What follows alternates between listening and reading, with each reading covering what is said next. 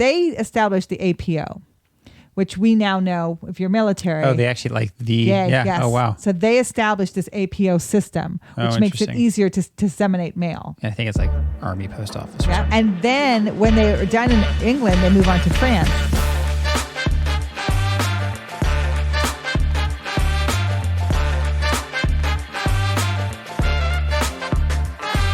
Welcome to Talk with History.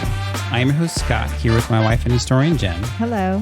On this podcast, we give you insights to our history-inspired world travels, YouTube channel journey, and examine history through deeper conversations with the curious, the explorers, and the history lovers out there. Now, Jen, before we start tonight, I need to ask you a question. Okay. Did you know that the first ever successful rebrand in history was figured out by Frederick the Great in 1756? Only because you told me. That's right. I did tell you because it's in our newsletter. So we go into how this ruler had to outwit his people just to keep them from starving in our most recent Walk with History newsletter. So if you're interested in that kind of stuff and you want a little bit more history, you can visit historynewsletter.com and sign up for free for our monthly roundup of interesting history articles, videos, and podcast recommendations. That's historynewsletter.com. All right, so we went to Washington, D.C. not too long ago, visited some friends, and we went over, based on the recommendation from one of our listeners, to the National Historic, it's like a national park place for Mary McLeod Bethune. So who's Mary McLeod Bethune and why did we go over there? Sure. So we went to the Mary McLeod Bethune Council House located at 1318 Vermont Avenue. And we went there because she's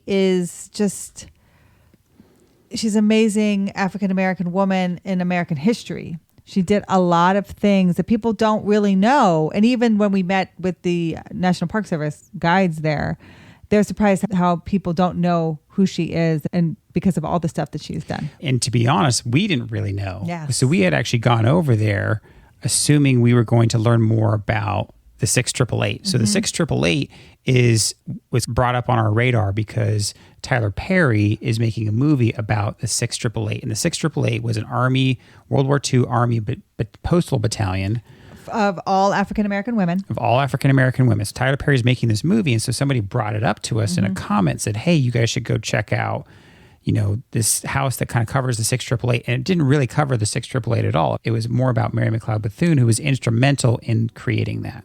Yes. So she started the National Council of Negro Women. That's right. And it's very interesting how these blocks get put into place for her to be influential during this time.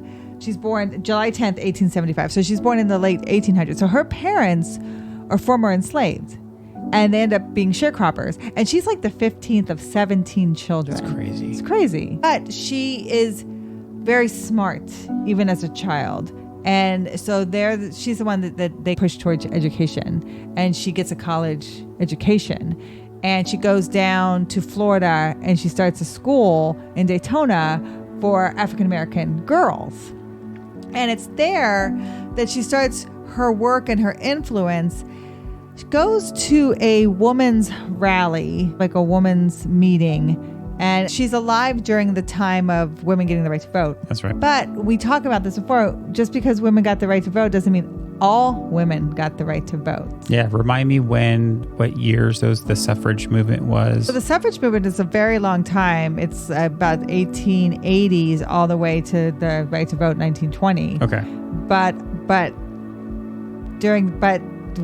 African American women are not part of that conversation. That's right. And that's what she goes to a rally and she gets very upset that African-American women aren't being represented.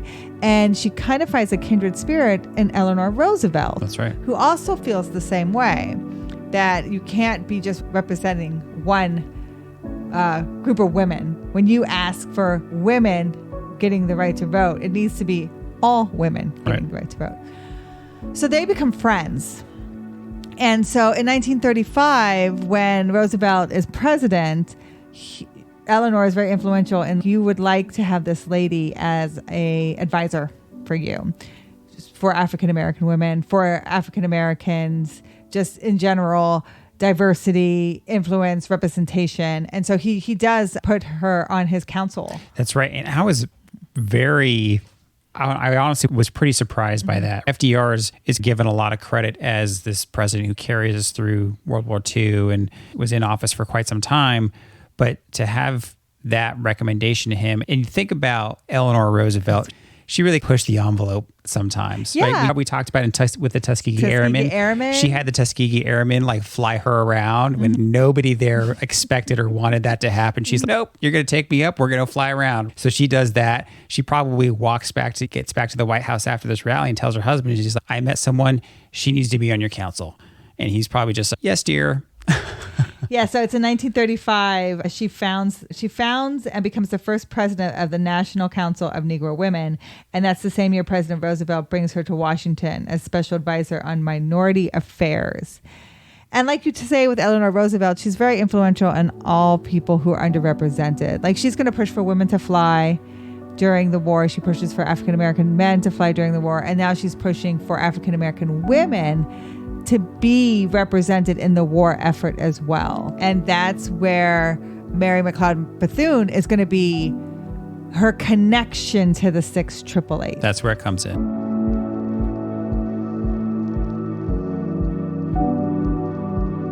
So that's where it comes in. So when you look up 6888 DC, which like we did, and her house came up, this is the connection.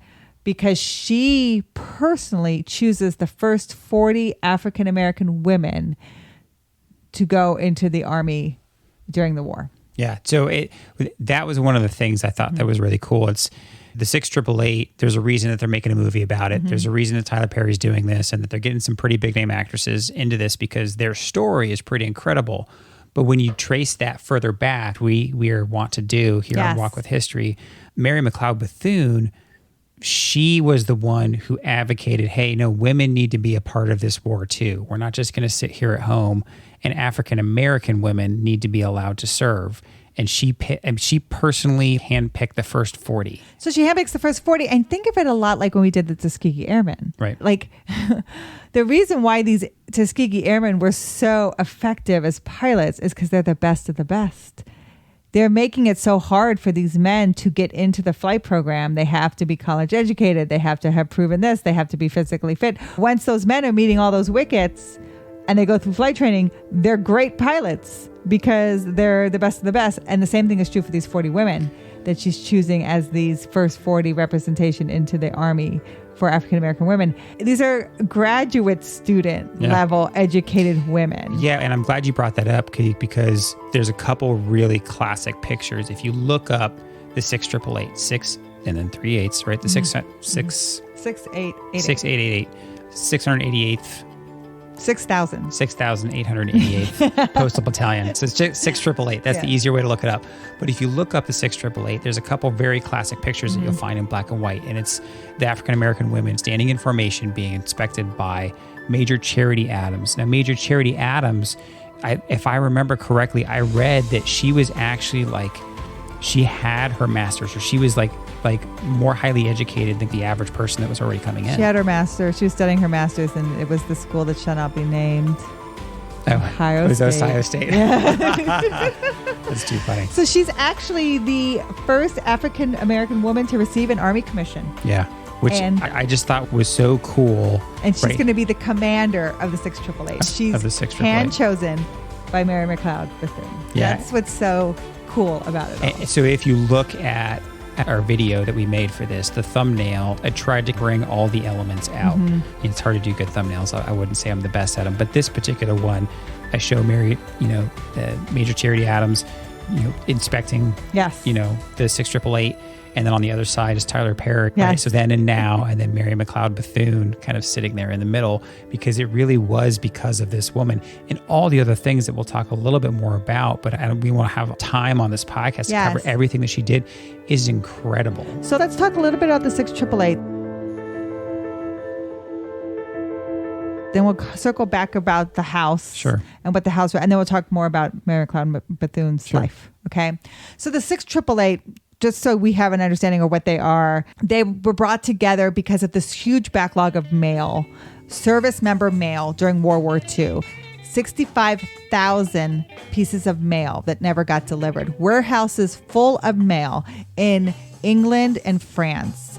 And so they established the 6888 in March of 1945. So if you think the end of the war is coming, although people don't know that.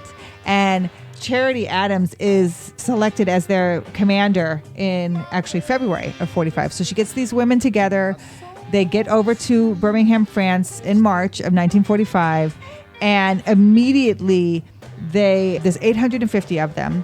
They separate mail. They get into these warehouses and they start to separate mail into A, B, C, and D levels of where it's going. And the mail has been kept in these warehouses. Some of it has been destroyed by rats, Christmas packages. Some has been there for years. And so they repackage that mail and it's freezing cold and they're wearing like ski clothes and fatigues and they work 3 rotating 8-hour shifts 7 days a week, and what they were told was going to take them 6 months, it took them 3 months. Yep. And they got all that mail out and delivered. They established the APO, which we now know if you're military. Oh, they actually like the... Yes. Oh, wow. So they established this APO system, which makes it easier to disseminate mail. I think it's like Army Post Office or something. And then when they are done in England, they move on to France to another, again, warehouse full of mail. Told it's going to take them 6 months to do, takes them 3 months to do. And they're able to disseminate this mail quickly and effectively. And what's interesting about the 6888, which I wanted to say too, is they're a very self-contained battalion. They were. There's no male counterpart. Usually there's a lot of male counterpart when you have a female battalion. But they did all the pieces of it. They did all the pieces. They were their own MPs, their own chaplains, their own MWR, so their own PAO. So they're doing their own dances and their own mess cooks. They're a very self-contained battalion. So you think this is all African-American women who are very much a self-contained Army unit. And what this does is with all this racism and people who are very skeptical of their ability, it shows how effective they are and just how well-oiled their machine is to get this all done. And I know you think maybe male, what's the significance of male? Yes, I got a good thing going, and my baby's stuck on me. Oh, yeah. We have talked about this before as service members. And people who fought in World War II and war in general, you don't know the end of your time. Yeah. You're being drafted to war, and the end of your time is you fight till you win or you fight until you're killed. Yeah. So that's basically what happens. And so people are in fighting for years. And so when they're getting packages in mail, I always say you're reminded of what you're fighting for. And it's really your only tie to home. Mm-hmm. Right? These folks weren't getting phone calls out on the front lines, right? Not with everything that was going on. So mail was the way of communication. Even when we were in the Navy, right, on a ship, that was like one of the best things. I know. It was right, days that the mail was coming in and you had, you know, a care package that your mom put together and just sent you a bunch of junk food and magazines. DVDs back in the day. And that was so great. That was such a spirit lifter. Great. It was so great. And people would send you cards and pictures and just all those things that you would pass around and show each other because your package lifts up other people as well. And so for them to get all of this stuff out, and like I said, even the Christmas packages that had been destroyed, they repackaged and make sure they still got to the service members. So what they did for morale is can't be measured. And I think that's very important to bring up. So that's about the 6888. So when you see the show, just the movie, just remember it's very self-contained. They're going to start the APO system. They get out there in March in 1945. They stay out there for about a year. It's disbanded in March of 1946.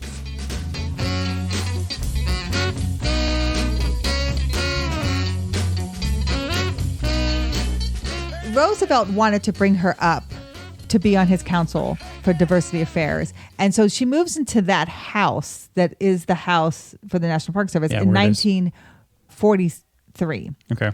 And I had asked the questions, well, what kind of neighborhood was this? Because this is a nice Victorian house. And he's, oh yeah, people don't really like her here. She had a hard time because it's a nice area of D.C., but she lived there for 6 years. And that house was the headquarters of the Council for Negro Women. Yep. And it'll stay the headquarters until 1966. Yeah, so even after, I think she passes in the 50s. She passes 55. May 18th, 1955. But it stays a headquarters, and later on it's actually used for some pretty significant events. Yes. I know it in 1966, it stays the headquarters for the National Council of Negro Women, but it's used to help plan the March on D.C. Yeah, that was cool. And when you think of the March on D.C., I'm talking about Martin Luther King and the I Have a Dream speech. So they use this house. So if you want to visit this house, and the table there is where they say people met, and they talked about everything. They discussed the music and the other speeches that'll happen and the other events that they'll do. All the logistics that go into planning a big march like that. It's not, people just don't show up for something like that. Like they actually had to plan it in advance. So that the March on Washington was planned in the house. Yeah. So the house was also, it had a chandelier from the White House. That's cool. That she received from Truman, I believe. Yep. And then if you go upstairs, you see her bedroom and her office. And you see like a big working room because she ran the council there. And then on the third floor, it was basically a safe house. Yeah, it wasn't open to the public. It wasn't open for the public. That's where the National Park Service offices are.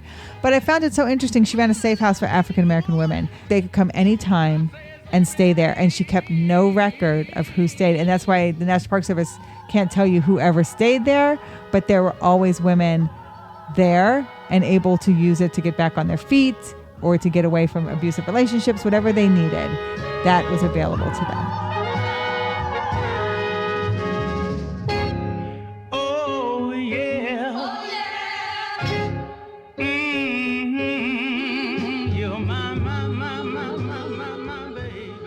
The more I read about Mary McLeod Bethune, I was just like, my jaw kept dropping further and further and closer to the floor each time I read more about her. So, I mean, she was so influential and did so much.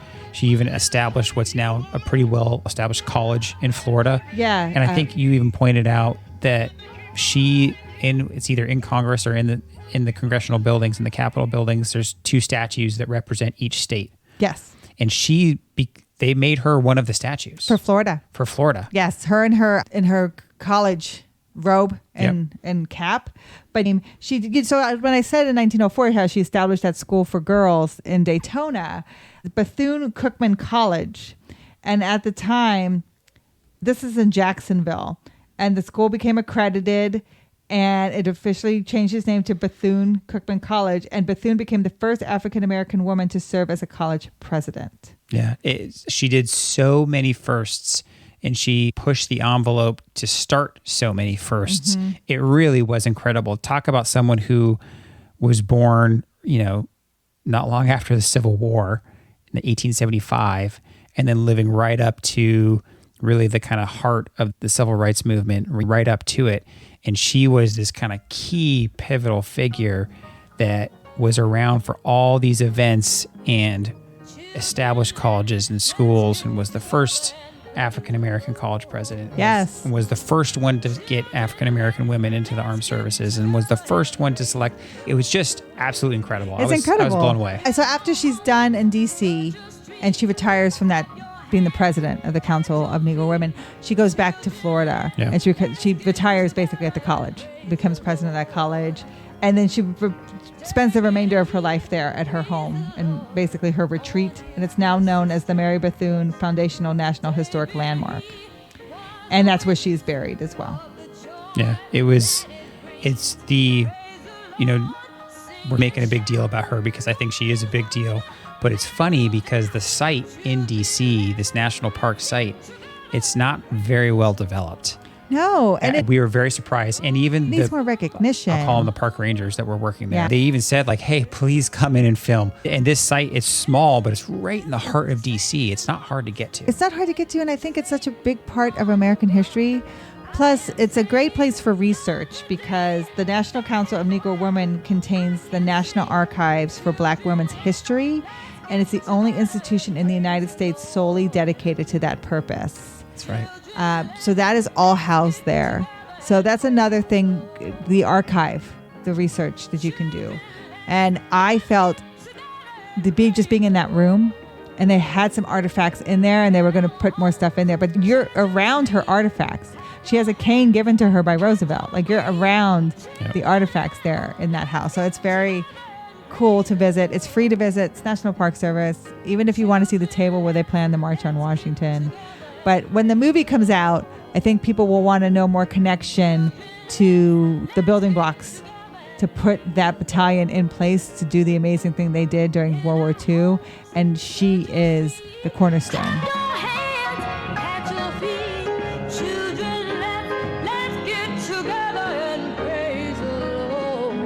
And I saw I was trying to pull information on who's going to be in this movie for 688. I thought I saw Oprah was supposed to be one of the cast members. And she would be the perfect person to play Mary McLeod Bethune. She would. She's not. Sorry, Oprah.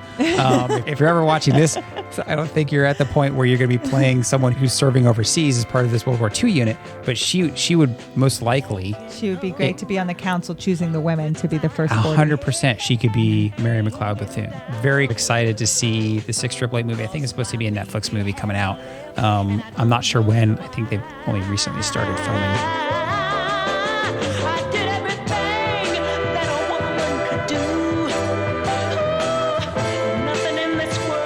I hope you enjoyed our exploration of the remarkable life and enduring impact of Mary McLeod Bethune. Born during a time of racial segregation, Bethune defied the odds and became a trailblazing educator, political leader, and civil rights activist. Bethune's influence extended beyond her institution as she advised multiple U.S. presidents on minority affairs and became a powerful voice for equality and justice, with just a small part of her impact resulting in the first African-American women serving in the U.S. Army during World War II. She established the National Council of Negro Women, leaving an indelible mark on the civil rights movement.